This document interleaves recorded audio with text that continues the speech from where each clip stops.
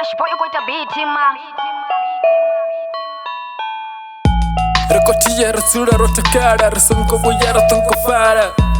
Karachambe musika richine rtifiru nkabuchiro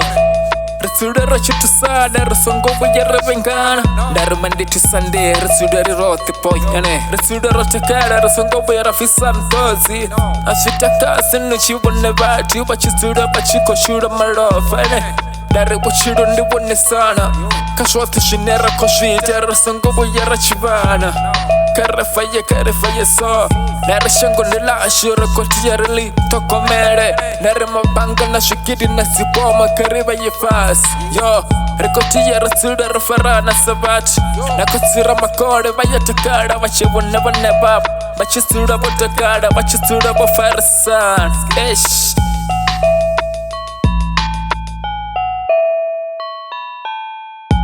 Narasa shota shinena doshita buchironi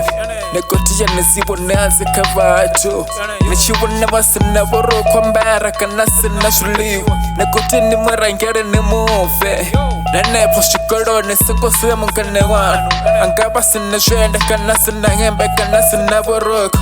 Sungo buya na museyo Nekoti nesema pulani ni marangere Yo Niye panda na wachiro Asuro takana mwene siro no takana Abe wachiro ndi wone sana Wachiro ndi tusana Nako sira makore Batongeza matuba wachiro Ski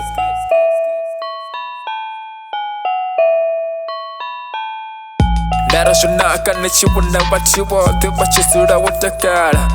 Wachikola bafora Wasena shiriro Chingwana chingwa wachiko chuwana ngachifega Ish Dere shote kaza, dere shonaka boy Raka suda rufarana, aricho chivana Netovona shote chuto chimbira ngalira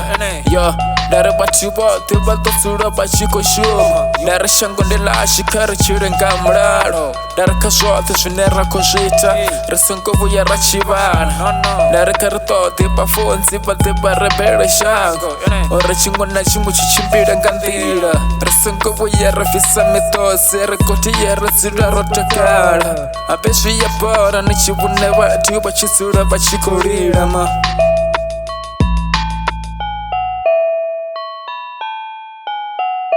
Cash boy, you going to beat him, man.